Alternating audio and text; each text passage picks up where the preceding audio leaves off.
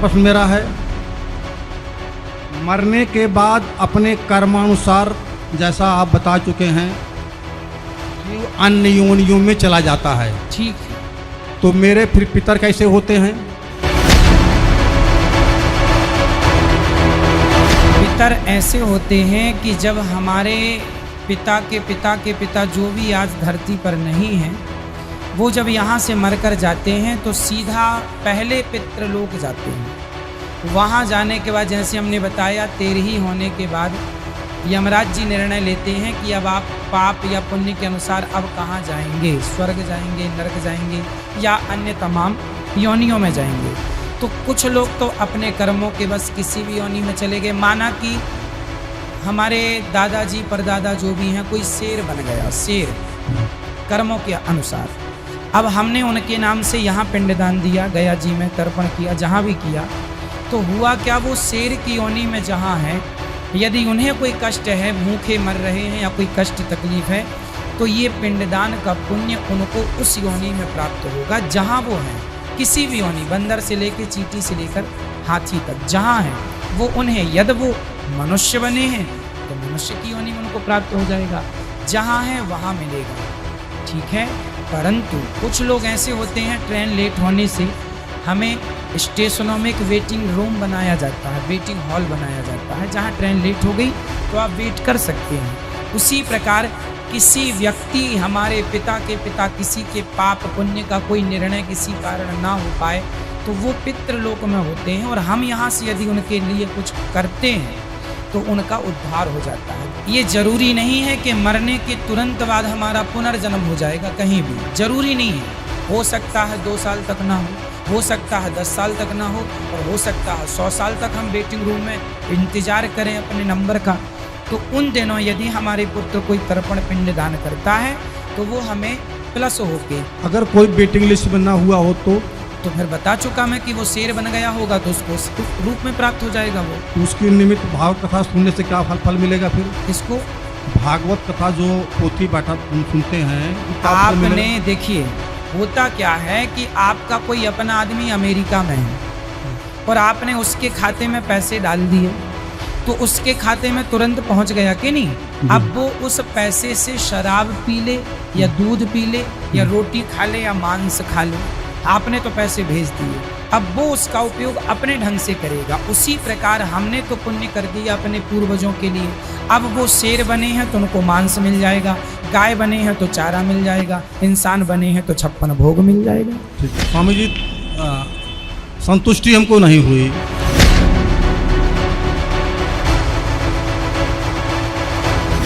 इसी मार्कंडेय पुराण में इन कहाँ से ले रखे ये श्राद्धा के सिलसिले। एक मंदालसा नाम की औरत थी, उसने अपने पुत्र को शिक्षा दी, हरवा ये ले रहे हैं। देख, मार्कंडेय पुराण के अंदर है, यही आपको सुना रहे हैं। ये काशी पृष्ठ से थोड़ा सा लेंगे। मंदालसा बोली महाराज, ये मंदालसा ज्ञान देती हुई आ रही है। मंदालसा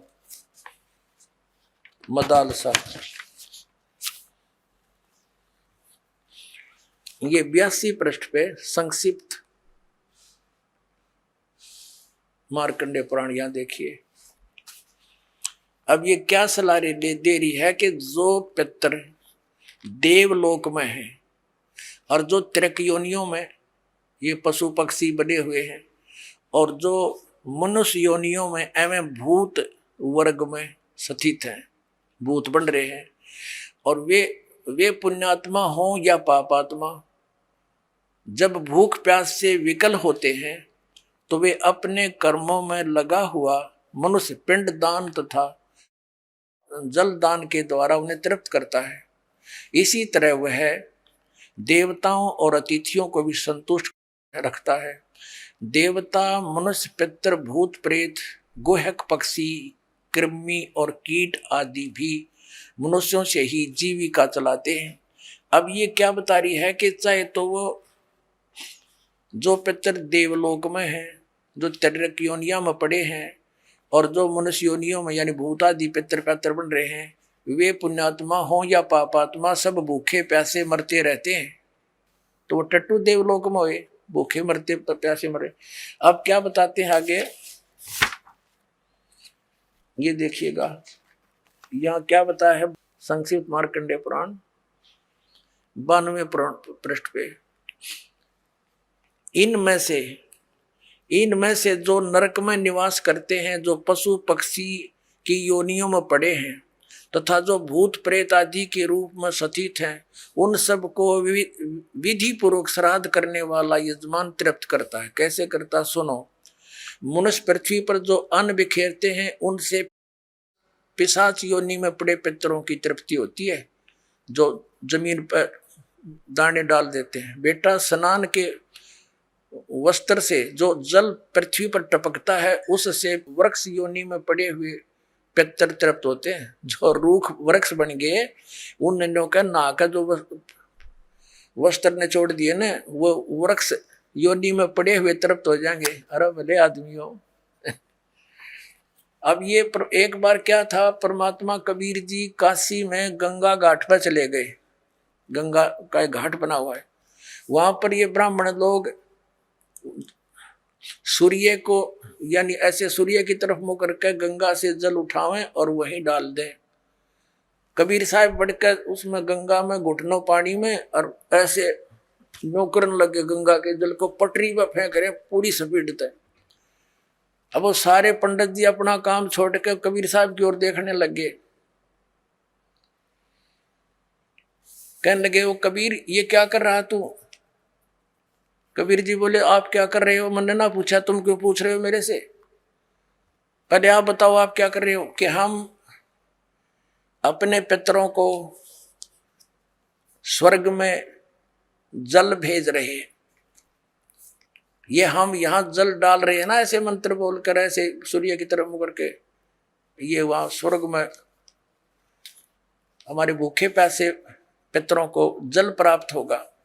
परमात्मा बोला मैंने एक बगीची लगा रखी अपनी झोपड़ी के आगे और मैं उस बगीची को सींच रहा हूं। फिर मंड के करड़े हो गए। तो वो कहने लगे रे भोले आदमी इतनी दूर कैसे जाएगा जल, ये तो यहीं पड़ा है। वो तेरी झोपड़ी के आगे बगीची जो छोटी सी लगा रखी वो कैसे सिंचाई होगी इससे। कि 1 लाखों किलोमीटर दूर मील दूर तुम्हारे पितरों को स्वर्ग में ये पानी मिल सकता है, तो ये 2 किलोमीटर पर क्या दिक्कत आएगी इसको।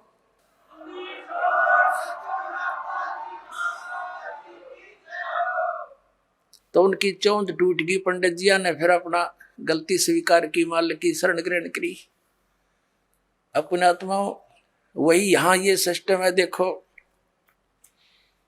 अब देखो इनके आगे फिर मार्कंडेय पुराण हम पढ़ रहे हैं 92 पृष्ठ पे 92 पे।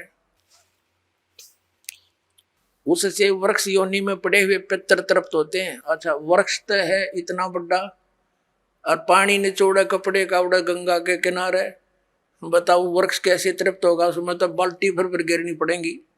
तो किसी मूर्ख बना रखे हैं देखो। और नहाने पर अपने शरीर से जो जल के कण इस पृथ्वी पर गिरते हैं उनसे उन पितरों की तृप्ति होती है जो देव भाव को प्राप्त हो रहे हैं। देखो इनकी अकल।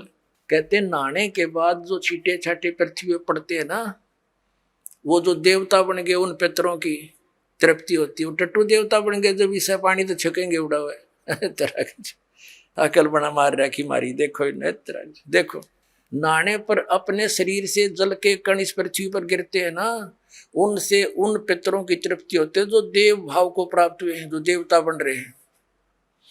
और पिंडों के उठाने से वो पिंड भरवाते हैं, अन्न के कण पृथ्वी पर गिरते हैं ना, उनसे पशु पक्षी योनियों में पड़े हुए पितरों की तृप्ति होती है। बता वो पशु योनि में कितना भैंस बन कर खड़ी होगी उनकी वह माई या दादी ताई काकी है। और उड़ा वह कण गिरे पृथ्वी पर कीता है।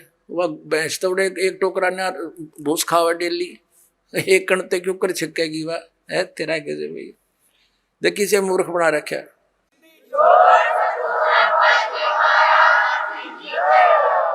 अब देखो कुल में बालक जो श्राद्ध कर्म योग्य होकर संस्कार से वंचित रह गए, यानी बचपन में मर गए, श्राद्ध करे नहीं, तो वे बिखरे हुए अन्न और समार्जन के जल को ग्रहण करते हैं। ब्राह्मण लोग भोजन करने के बाद हाथ मुंह धोते हैं और चरणों का प्रक्षालन करते हैं। तो उस जल से भी अनन्य पितरों की तृप्ति होती है। बेटा, उत्तम विधि से श्राद्ध करने वाले पुरुषों के अन्य पितर यदि दूसरी योनियों में चले गए हों तो भी श्राद्ध से उन्हें बड़ी तृप्ति होती है। अनन्य उपार्जित धन से जो श्राद्ध किया जाता है उससे चंडाल आदि योनि में पड़े पितर तृप्त होते हैं। अब जो भूत प्रेत पितर कितने वृक्ष बन गए, कोई भैंस बना खड़ा है, कितने कोई काटड़ा बन रहा है, इन्हों के वो भी तृप्त होंगे। वो थोड़े छक्के दो दड़ी खाओ एक कब जब पेट भरे। एक बार आदरणीय गरीबदास साहिब जी गांव छुड़ानी में हुए, जिनको परमात्मा मिले थे और सचखंड ले जाकर वापस छोड़ा था, उन्होंने फिर ये ज्ञान दिया। एक उनका शिष्य था किसान, और वो गरीबदास साहिब जी के पास बहुत समय बैठता था, प्रतिदिन सत्संग सुनता था, दिन में विचार सुनते रहते थे, बैठ जाते थे। तो वो एक दिन नहीं आया। गरीबदास जी ने पूछा, भाई कल क्यों नहीं आया? अगले दिन जब वो पहुंचा, उसने बताया कि महाराज जी कल मेरी माँ का श्राद्ध था और हमारे गुरुजी वो पंडित जी आए थे, उन्होंने श्राद्ध श्रुत निकाला, उसमें सारा दिन बिजी रहा मैं। कहा अच्छा भाई। फिर कहने लगा जी कल भी नहीं आन पाऊंगा मैं। पर गरीबदास जी ने पूछा कल क्या बात है? कि कल मेरे पिताजी का श्राद्ध है। कहा अच्छा। परमात्मा पहले भी बहुत समझाते थे गरीबदास साहिब जी, लेकिन हमारी बुद्धि इतना काम नहीं करती, हम संसार के व्यवहार को घड़ा महत्व देते हैं। तो कभी गरीबदास जी ने कहा भी एक काम करना बेटा, जब तेरे पिता का श्राद्ध निकाल ले तुम्हारे वो ब्राह्मण जी, उसके बाद 2 व्यक्तियों का खाना ले आना यहाँ पर। अब उस व्यक्ति ने सोचा गुरुजी अपने लिए मंगाते होंगे।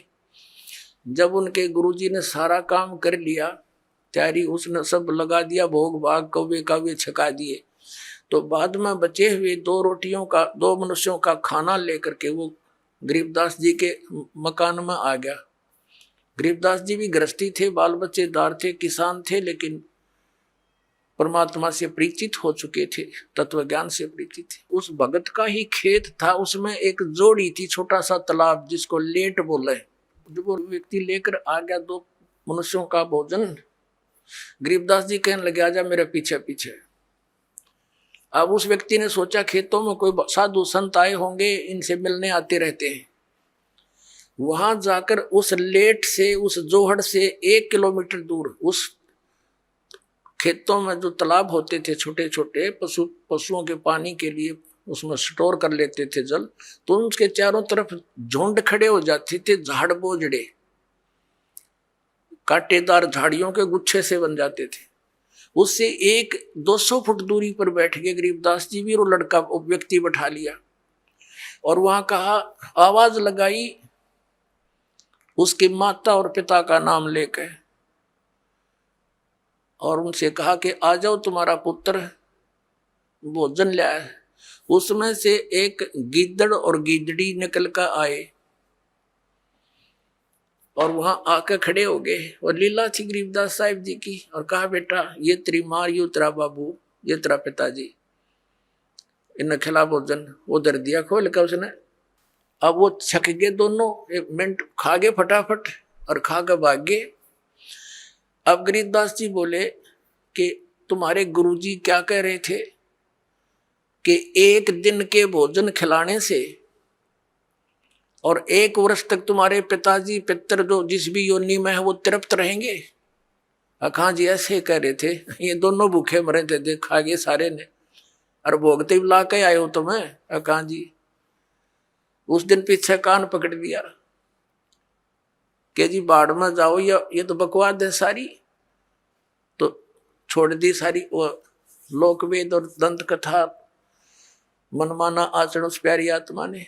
तो पुण्यात्माओं, परमात्मा कहा करते थे कि तुम 1 दिन तो आहार करा देते हो, मान लीजिए तुम्हारी बात बड़ी करें, और तुम्हारे पिताजी या माताजी जब जीवित थे दिन में 2-2 बार तो पक्का रोटी खाते थे।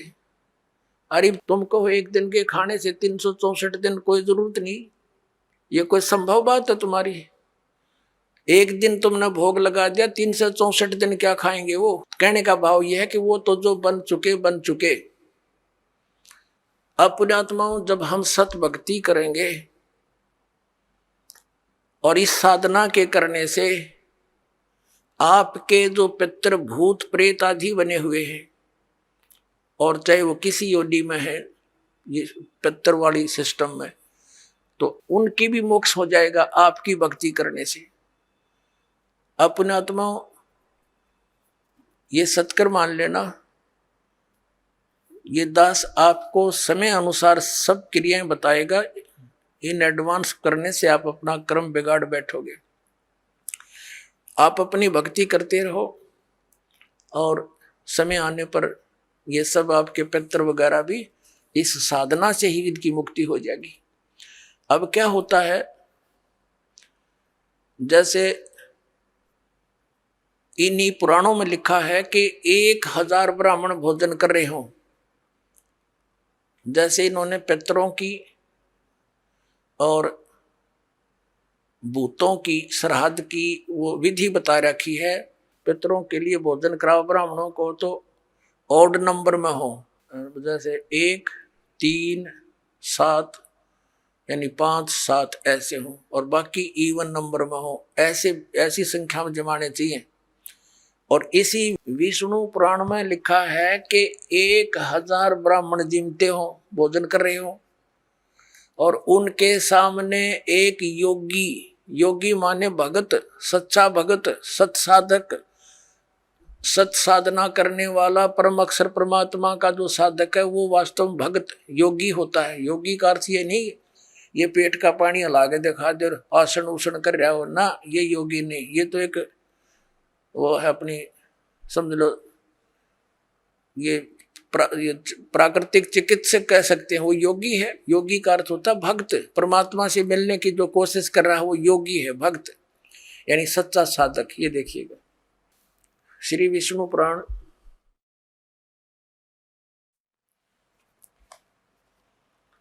गीता प्रेस गोरखपुर से प्रकाशित है।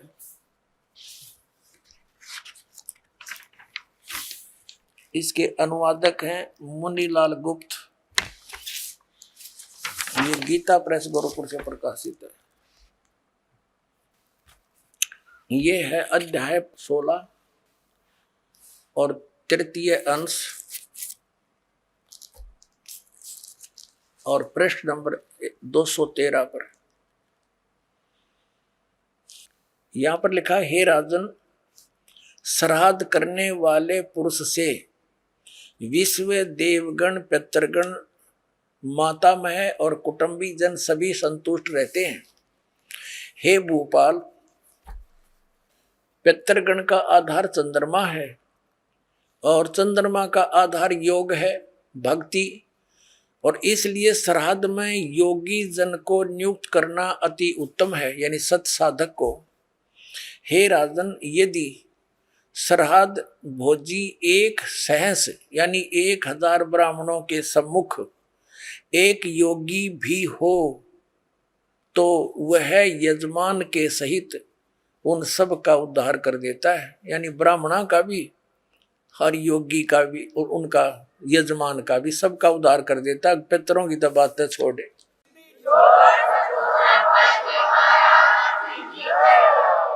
पुण्यात्माओं, यहाँ पर आप सब योगी हैं और जो भक्त आपके यहाँ दान करता है वो आपको जमा रहा है, तो आपके पितरों का तो वही उद्धार हो जाएगा। ये सत्कर मान लियो।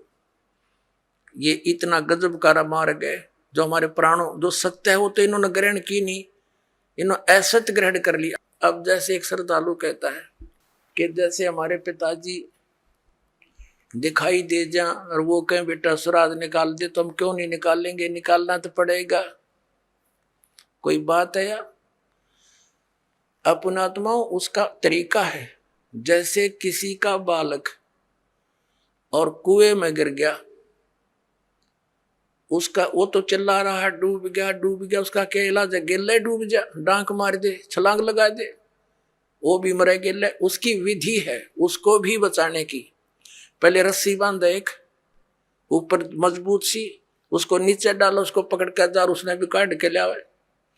तो ये पितर दिखाई दे जा ऐसे कोई है तो उसका गेल नहीं डूबे, उस श्राद्ध न नहीं करे, वो तो कुएं में छलांग लगाने वाली बात होगी, गिरले मर गया। उसके लिए ये रस्सा है जो दास आपको देगा, ये सत भक्ति करो, इस तरह ये दान धर्म करो, और उन पितरा का भी सब कहेगा उद्धार अपने आप होता चलेगा। ये आपने पढ़ भी लिया, क्योंकि सत साधक ये भक्त है, या लाखों योगी जी में एक महीने के अंदर आकर के हैं, और फिर वो एक कह के जमान में इतना लाभ बता रहे। तो ये तत्व ज्ञान और शास्त्र अनुकूल साधना, इससे आपका भी कल्याण और आपके पितरों का भी। अब वेदों में इन श्राद्ध आदि कर्म कांड का निषेध है, और गीता जी में निषेध 9वें अध्याय के 25वें श्लोक में स्पष्ट किया है, भूत पूजने वाले भूत बनेंगे। ये देखिएगा, श्रीमद् भगवत गीता, गीता प्रेस गोरखपुर से प्रकाशित है, जयदयाल गोविंद का इसके अनुवादक है। अध्याय नंबर 9 का ये है, अध्याय नंबर 9 श्रीमद् भगवत गीता, श्लोक नंबर 25। देवताओं को पूजने वाले देवताओं को प्राप्त होंगे, पितरों को पूजने वाले पितरों को प्राप्त होते हैं, और भूतों को पूजने वाले भूतों को प्राप्त होते हैं, और मेरा पूजन करने वाले मुझको ही प्राप्त होते हैं। 13वें में गुणों के कार्य रूप सात्विक, राजस और तामस, इन 3 प्रकार के भावों से ये सारा संसार प्राणी समुदाय मोहित हो रहा है। इन तीनों गुणों से परे, यानी ब्रह्मा विष्णु महेश से अलग जो मैं हूँ, काल ब्रह्म मुझ अविनाशी को नहीं जानता। इन तीनों देवताओं तो ऊपर मुझे नहीं जानते, ये इन्हीं की पूजा करते रहते हैं। अब 14वें श्लोक में 7वें अध्याय के इसमें क्या कहा है, क्योंकि यह अलौकिक अर्थात अति उद्भुत अद्भुत त्रिगुणमयी मेरी माया, रजगुण ब्रह्मा, सतगुण विष्णु, तमगुण शिव जी के द्वारा फैलाया गया जाल बड़ी दुस्तर है। ये माया बड़ी खतरनाक है, और जो पुरुष मुझको निरंतर भजते हैं, ये ब्रह्म कहता है, जो मेरी भक्ति करते हैं वो माया का उल्लंघन कर जाते हैं, वो ब्रह्मा विष्णु महेश की पूजा नहीं करते, इनसे ऊपर उठ जाते हैं। और 15वें में कंसेप्ट क्लियर कर दिया, माया के द्वारा जिनका ज्ञान हरा जा चुका है, त्रिगुणमयी माया, रजगुण ब्रह्मा, सतगुण विष्णु, तमगुण शिव जी के द्वारा,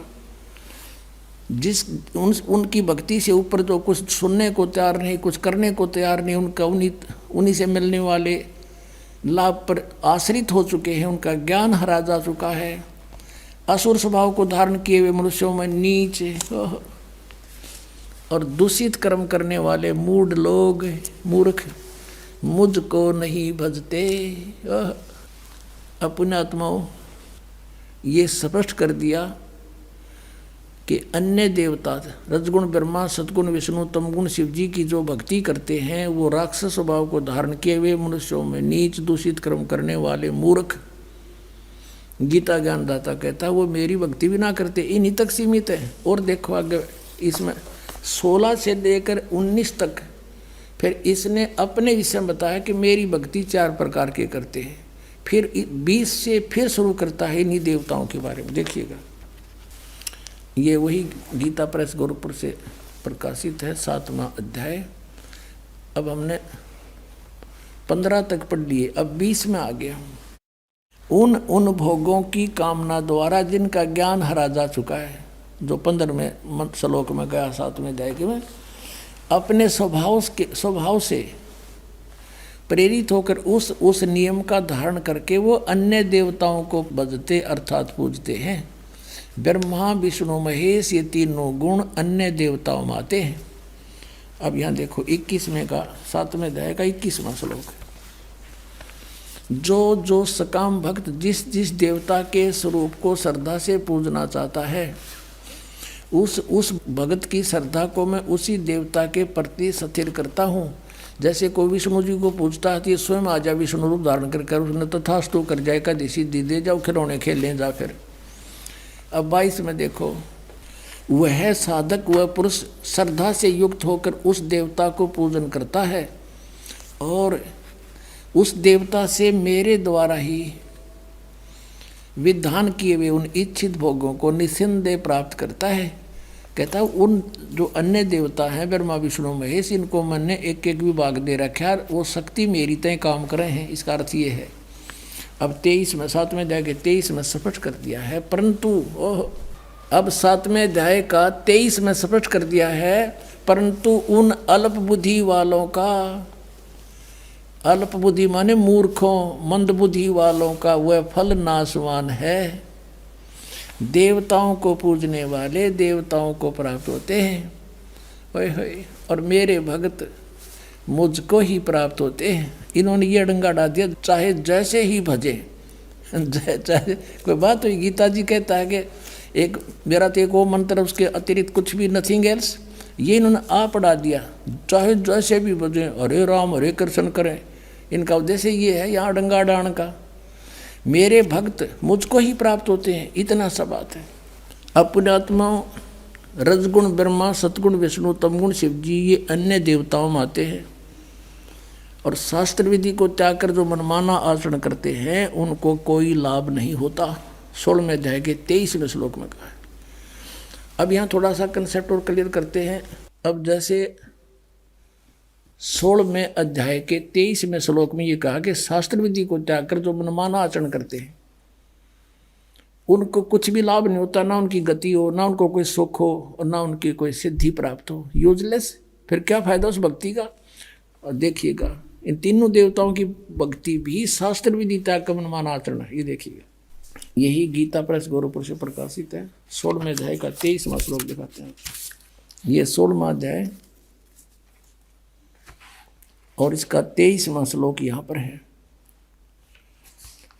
जो शास्त्र विधि को त्याग कर अपनी इच्छा से मनमाना आचरण करते हैं वह न सिद्धि को प्राप्त होता है, न परम गति को, और न सुख को ही, यूजलेस।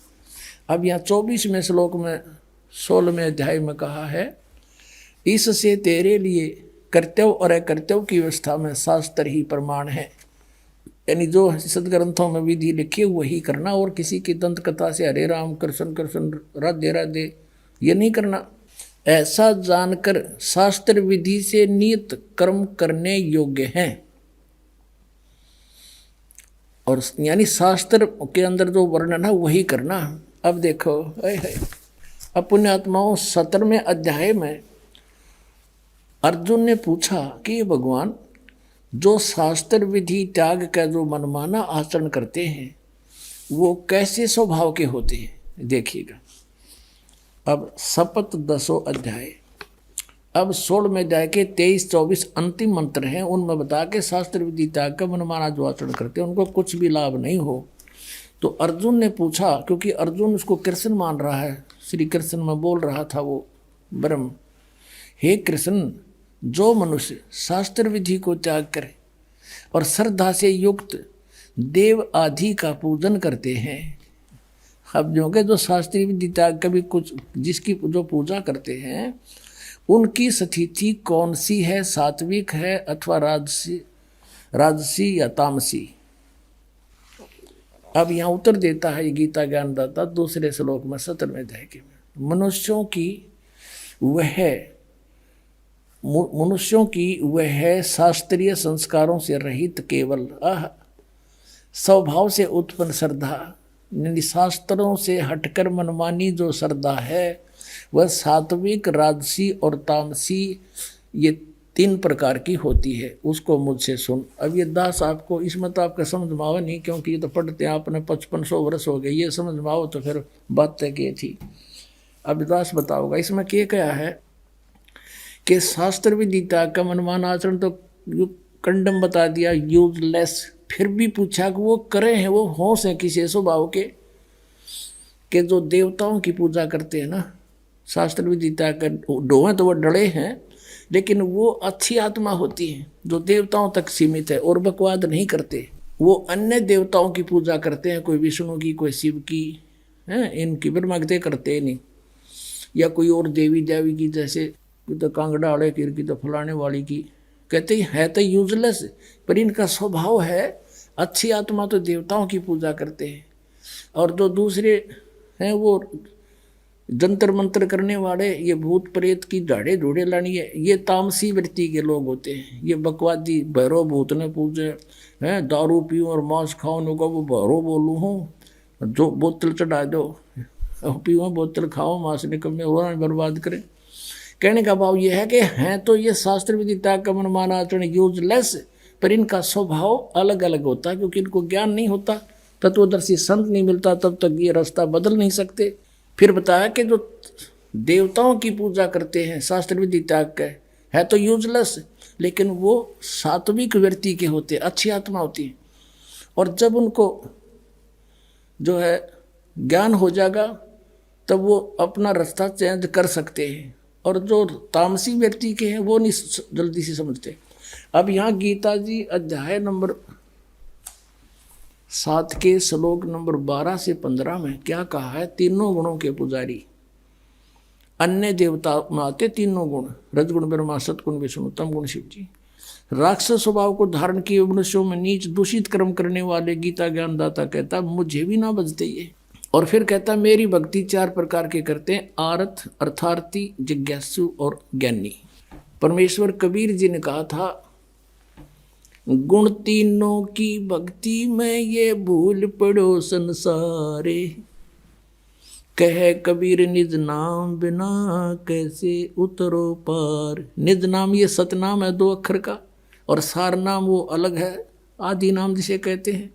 3 देव की जो करते भक्ति, उनकी कदे ना होवे मुक्ति। और वो हमारी गीता जी कह रही है कि शास्त्र विधि को त्याग कर जो मनमाना आचरण करते हैं, यूजलेस, ना उनकी परम गति हो, ना उनको सिद्धि प्राप्ति हो, ना कोई सुख हो, फिर किस लिए डलेड हो रहे हो?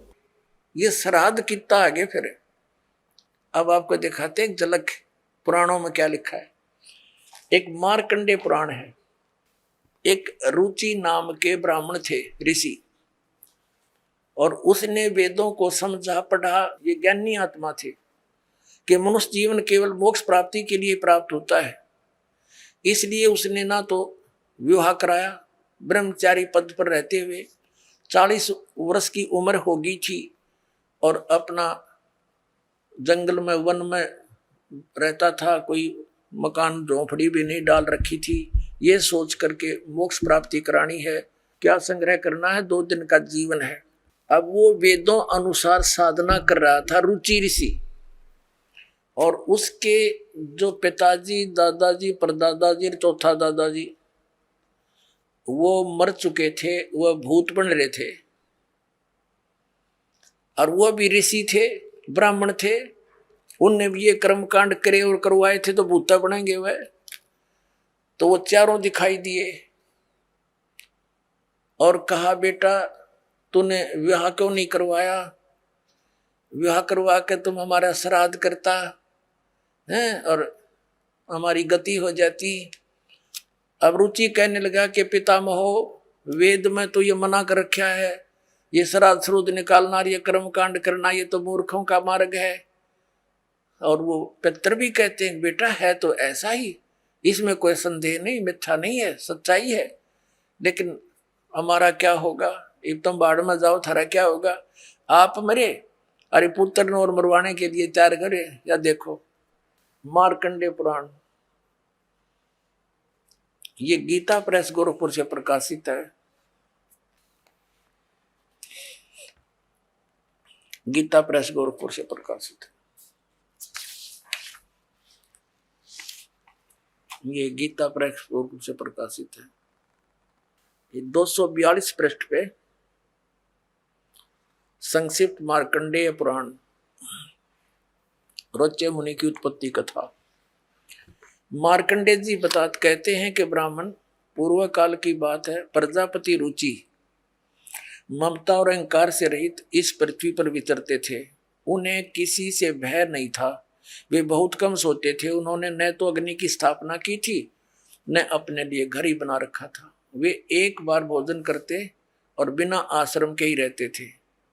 उन्हें सब प्रकार की आसक्तियों से रहित एवं मुनिवर्ती में देख उनके पितरों ने उनसे कहा, ये देखिए ये चारों आगे भूत बन रहे, ये देखो। ये रुचि ऋषि है, ये इनके पहले बने हुए वो पंडित जी सारे भूत पूज का भूत बन गए। अब ये दिख गए इसने सारे इकट्ठे। पितर बोले बेटा, विवाह स्वर्ग और अपवर्ग का हेतु होने के कारण एक पुण्यमय कार्य है। ये तो इन पितरों के वचन हैं, ये तो पितरों के वचन है जो अपनी सलाह दे रहे हैं। अब देखना, उसे तुमने क्यों नहीं किया? ग्रस्त पुरुष समस्त देवताओं, पितरों, ऋषियों और अतिथियों की पूजा करके पुण्यमय लोकों को प्राप्त करता है। वह सभा के उच्चारण से देवताओं को, शब्द से पितरों को तथा अन्नदान, बलि, वैष्णदेव आदि से भूत आदि प्राणियों एवं अतिथियों को उनका भाग समर्पित करता है। बेटा, हम ऐसा मानते हैं कि गृहस्थ आश्रम को स्वीकार न करने पर तुम्हें इस जीवन में क्लेश पर क्लेश उठाना पड़ेगा तथा मृत्यु के बाद और दूसरे जन्म में भी क्लेश ही भोगना पड़ेगा। रुचि ने कहा, पितरगण, परिग्रह मात्र ही अत्यंत दुख एवं पाप का कारण होता है तथा उसे मनुष्य की अधोगति होती है, उससे मनुष्य की अधोगति होती है। यही सोचकर मैंने पहले क्षत्रिय संग्रह नहीं किया। अब यहां देखो, पितर बोले बेटा, जितेंद्रिय होकर आत्मा का प्रक्षालन करना उचित है, किंतु तुम जिस मार्ग पर चल रहे हो वह मोक्ष मार्ग है। बता, इसने तो घटिया मान रहे मोक्ष मार्ग ने कि तुम जो कर्म कर रहे हो जिस मार्ग पर चले तो मोक्ष मार्ग है। अरे हम बतावांगे पितृवृंद का मार्ग। देखिए, रुचि ने पूछा, पितामहो, वेद में कर्म मार्ग को अविद्या कहा गया है। जो तुम सलाह दे रहे हो वो कर्म कांड, श्राद्ध श्रूद निकालना, पितृ पूजना, वो तो मूर्खों की विद्या, अविद्या का है, मूर्खों का सलाह कही है। फिर क्यों आप लोग मुझे उस मार्ग में लगाते हैं? पितृ भी कहते हैं। पितृ बोले, यह सत्य है कि कर्म को अविद्या ही कहा गया है, इसमें तनिक भी मिथ्या नहीं। फिर थोड़ा सर बच गया, फिर क्या रह गया बता भाई? ये हमारे पुराणों में लिखा है। अब इस बात को पितर भी मानते हैं। आप जो साधना करें तो मोक्ष मार्ग है, और आप फिर उसको सलाह दे रहे हैं भूत पूज, श्राद्ध निकाल, ब्याह करवा, अरे यो नरक मार्ग है। और आप भी मानते हैं कि आप जो मार्ग अपना रहे हो तो मोक्ष मार्ग है। और रुचि कहता है वेद के अंदर तो इसको अविद्या, मूर्खों की साधना बताइए, तो पितर भूत पूजना, श्राद्ध निकालना, और पितर स्वीकार भी कर रहे हैं, कहा ऐसा ही है, इसमें कोई मिथ्या नहीं। फिर ये बकवाद घट रखी, अगर ऐसा कर ले, पितर ऐसा कर देते हैं, पितर पुत्र दे देते हैं, टट्टू दे देते हैं, अपा भूखे मरे, बतावे हम मूर्ख बना रखा।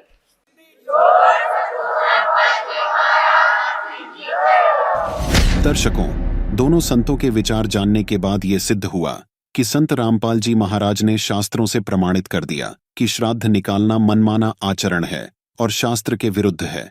अनिरुद्धाचार्य जी का तर्क गलत साबित हुआ।